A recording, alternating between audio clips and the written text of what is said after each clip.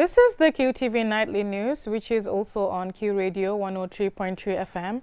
And I am Mamna Bukar. Thank you for joining us. Here are the headlines. President Barrow received at the State House in Banjul on Sunday 2 separate delegations of women's groups and 40 youth football teams that participated in the President Barrow Ramadan Night Peace Tournament.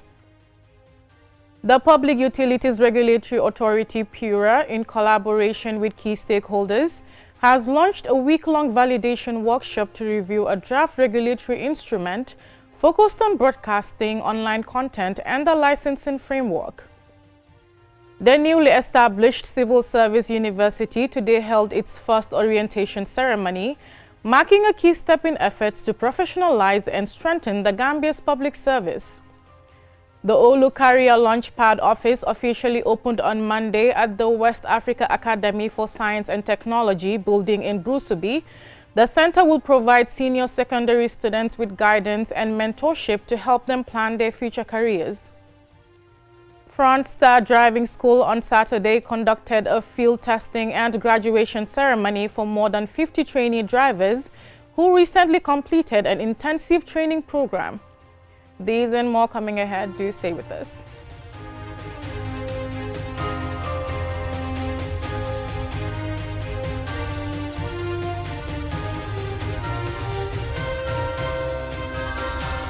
Welcome back and thank you for staying with us.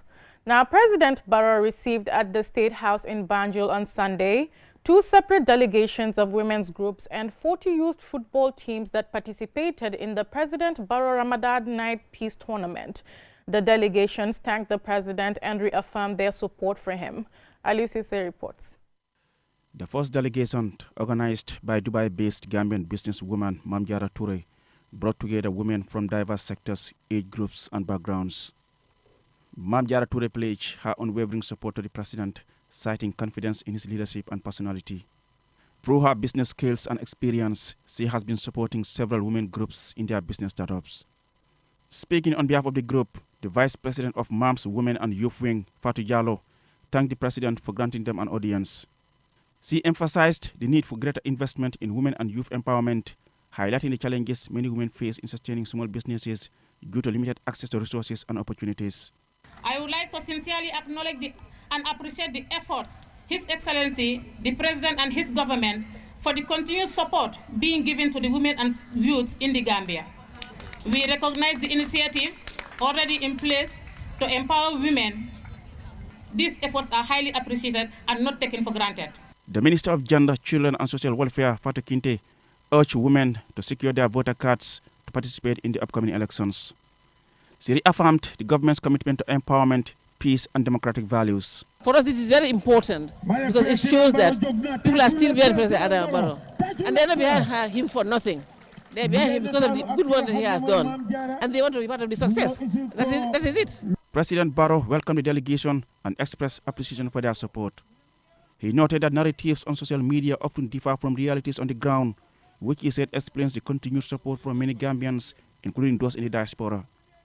The Gambian leader reaffirmed his commitment to national development and pledged to work closely with Mamjara Toure and other stakeholders for the country's progress, expressing his desire to leave a lasting legacy beyond his presidency. In a similar engagement, President Barrow received 40 football teams and their fan clubs from the Kanifi municipality who participated in the maiden President Barrow's Ramadan Night Peace Football Tournament. The delegation was led by the Youth and Sports Minister Bakari Waibaji alongside members of the organizing committee. Well, it's special because, this is not something that normally we would see people come in this mass to come to State House. In fact, sometimes they don't even allow it. But if the young people request, we believe the president did the right thing to grant them the audience. And special because it's a request from the communities, from the young people themselves of KM, that they are very satisfied with what President Barrow and his government is doing. And they want to come themselves and sit with him to tell him thank you. Here is Modunjai, the chairman of Kanifi Municipality Sports Committee. Your leadership continues to inspire renewed sense of hope, unity and progress across the Gambia. You are indeed a dynamic leader whose presence fosters peace, promotes opportunity and drives national development. President Barrow commended the initiative, describing it as a strong demonstration of unity, discipline and maturity among Gambian youth. Furthermore, sports provides a platform for young people to channel their energy into productive pursuits, discover their talents, and develop the confidence and resilience required to succeed in life. He renewed his call for sustenance of peace and stability, stressing that the future of the country lies in its young people. I urge you all to be ambassadors of peace in your communities. Promote talents, reject violence, resolve differences through dialogue, and upheld the values of unity and respect. Your actions, your words, and your choices must reflect a commitment to preserving the peace that our nation enjoys. Several speakers praised the initiative for promoting unity and inspiring hope among the youth, while calling for continued investment in the development of sports infrastructure across the country. Reporting for Qtv News, I am Aliu Sise. The Public Utilities Regulatory Authority, PURA, in collaboration with key stakeholders, has launched a week-long validation workshop to review a draft regulatory instrument focused on broadcasting online content and the licensing framework. Jul Denjai has the details. Leading the discussions were PURA Director General Dr. Njogu Elba and the Minister of Information, Media and Broadcasting Services, Dr. Ismaila Sise. Both officials emphasized that the proposed framework aims to strengthen regulation while remaining aligned with the 1997 Constitution, which guarantees freedom of expression and media pluralism. We recognize that regulation must not be developed in isolation. This validation workshop, together with the public consultation process, forms a critical part of ensuring that the framework we develop is practical, implementable, and reflective of stakeholder realities. I want to be clear and unequivocal that this process that we're about to embark on is not about restricting media freedom or the freedom of expression. No.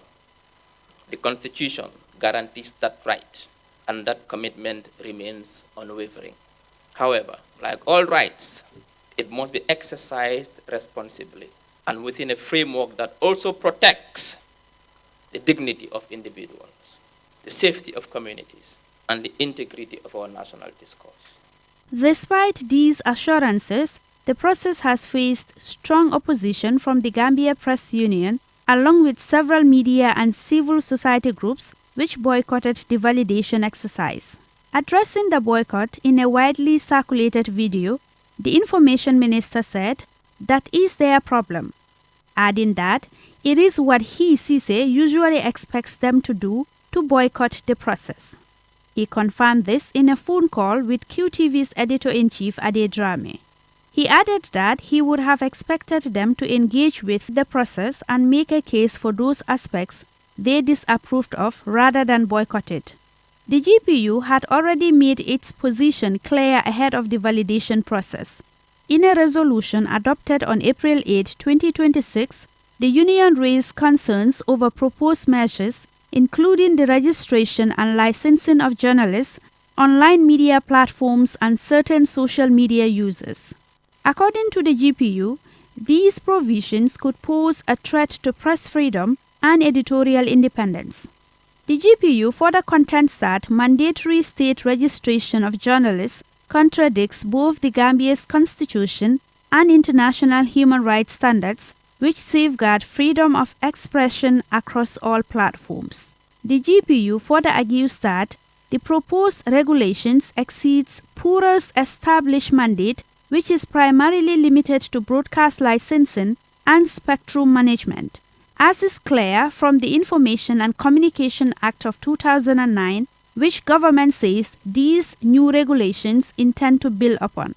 Following the concerns raised and in consultation with some civil society organizations, CSOs and the GPU has urged journalists and media houses to withdraw from the validation process, warning that it may pursue legal action if the proposed legislations are adopted.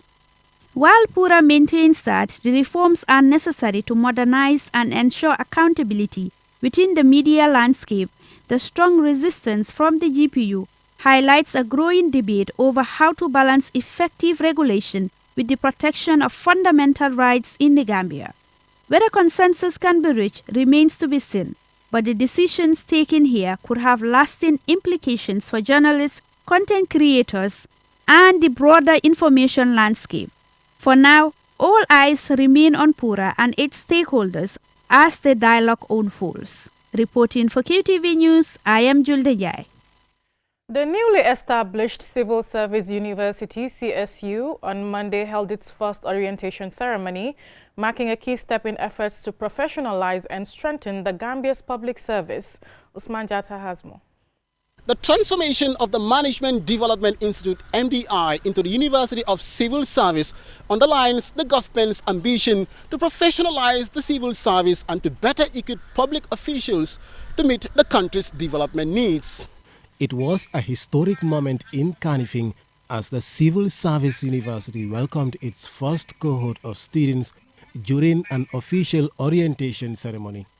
The event brought together students newly enrolled in programs including diplomacy and international relations and peace and conflict studies.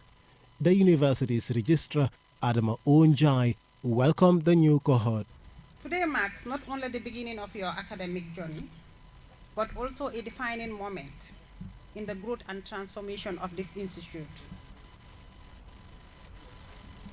The introduction of these programs reflects CSU commitment to addressing national, regional, and global needs by training professionals equipped with the knowledge, skills, and values to navigate complex international systems and promote peace, stability, and development. The institution, formerly the Management Development Institute, has been training civil servants since 1982, providing the skills essential for national development and career progression within the public service. Deputy Provost Fatu A. Barry gave the keynote address. The CSU continues to ensure that its quality assurance processes are well intact and would continue to ensure that these new programs are delivered to the highest standard. Officials say CSU will now offer specialized academic and professional programs tailored to public administration, governance and development needs. The head of diplomacy and international relations, Pulandau, outlined the role of her department. Over the years, the department has attracted a diverse body of students from different ministries, departments, and agencies. And these graduates continue to make us very proud. Senior officials, including the principal accountant Haruna Fatajo, also addressed the gathering. The tuition fees for the regular program is there of about 42,250 per annum, that is per year. Per semester, 21,250 for the regular students. And then mature students as well, 66,000, that is per annum, and per semester is 33,000. A newly enrolled student, Safia Tukoli, spoke on behalf of her fellow. As students of this first cohort, it is an honor, and we are especially inspired to contribute positively to the advancement of the school and serve as ambassadors of peace and social cohesion. As the first orientation concludes, expectations were high that the Civil Service University will help to develop a new generation of skilled and ethical public servants. Osman Jata, QTV News. We will now go for a commercial break. When we return, we have more national and international news stories. Do stay tuned.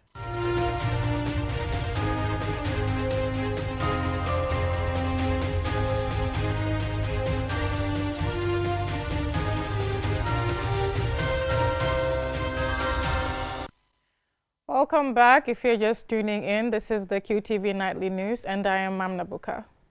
The Olu Career Launchpad office opened on Monday at the West Africa Academy for Science and Technology building in Brusubi, where senior secondary students will receive guidance, mentorship, and academic support to make informed decisions about their education and future careers.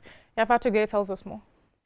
The center provides much needed direction at a time where many students are uncertain about which subject to choose, which career to pursue, or which university to apply to. Through coaching and counseling, students gain a clear understanding of their strengths, interests, and the opportunities available to them, helping them make informed academic choices and increases their chances of future success.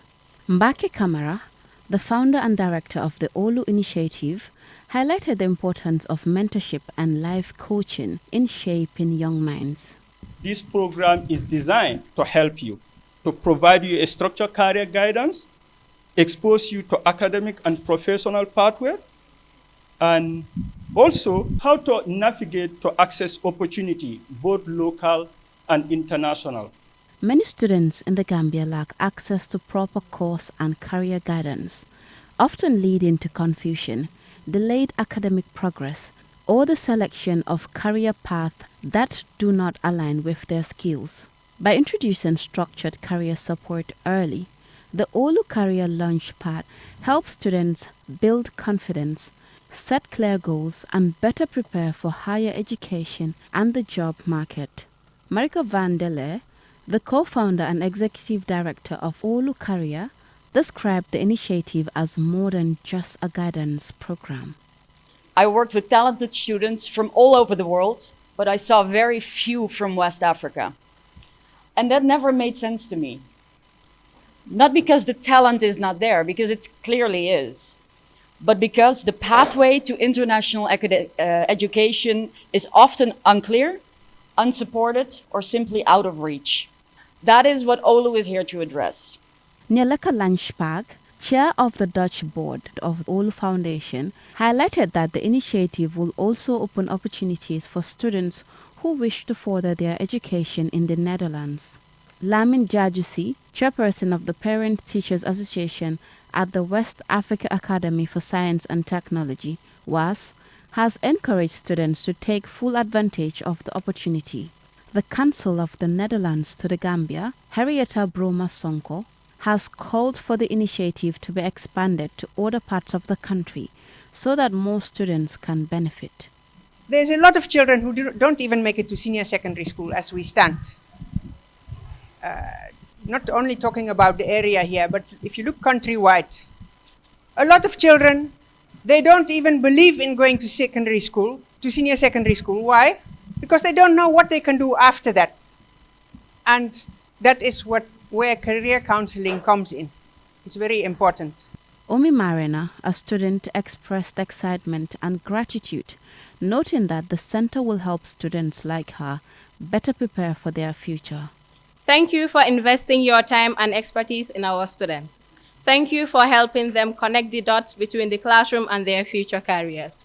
The Olu Career Launchpad aims to empower young people with the guidance and skills needed to make informed choices, bridging gaps in career support and strengthening future opportunities for students nationwide. Reporting for QTV News, this is Yafatigay. In what has been hailed as a significant milestone in its long-standing efforts to promote road safety in the Gambia, Front Star Driving School on Saturday conducted a field testing and graduation ceremony for more than 50 trainee drivers who recently completed an intensive training program. And Sumana Isonyasi was at the event and he now reports. The Gambia's shocking record of road traffic accidents, in addition to poorly maintained vehicles, can largely be attributed to the high number of untrained or poorly trained drivers on our roads. Saturday's event was more than just a final assessment and graduation ceremony for these students who had completed weeks of intensive driving training. It also marked the 50th graduation ceremony, representing a significant milestone in the company's mission to promote safe driving in the Gambia. After completing their training, the trainees undertake a thorough final evaluation covering all aspects of driving, preparing them to transition onto the roads as newly qualified motorists. Equipped with the necessary skills and knowledge, they are expected to drive safely and contribute to the protection of both themselves and other road users. Modu Juve and Yelani Njai, are among the trainees who are graduating as part of the 50th batch. They spoke highly of the quality of training they received and thanked their instructors at Frontstar for giving them lifelong skills to safely navigate through today's traffic complexities.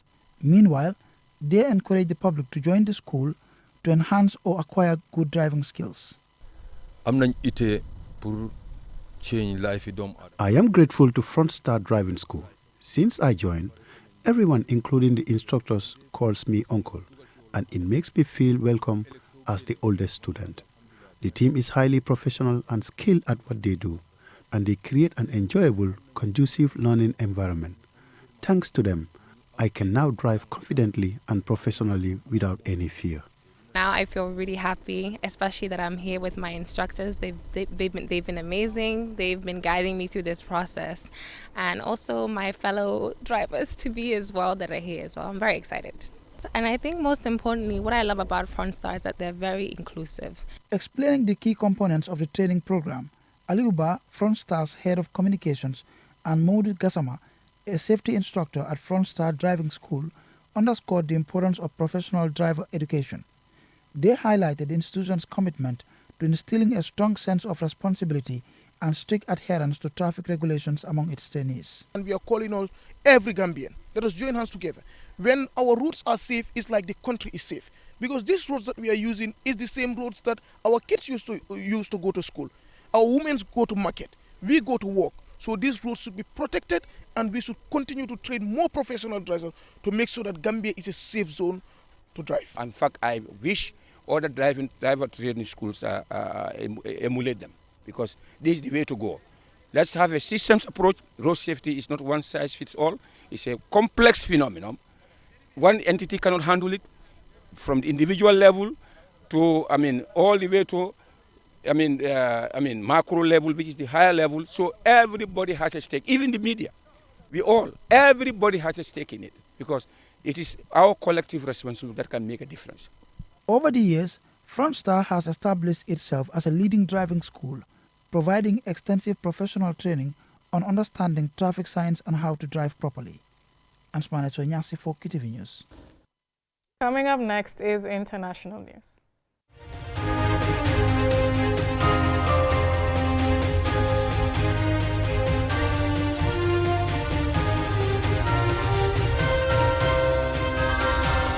At the Peony International Communication Forum in China over the weekend, global media and cultural voices came together to explore storytelling and cultural exchange. A peony is a popular ornamental flowering plant grown in gardens and widely used in bouquets. Jainaba Sonko reports from China. The city of Heza, widely known as the capital of peonies, hosts the Peony International Communication Forum yearly.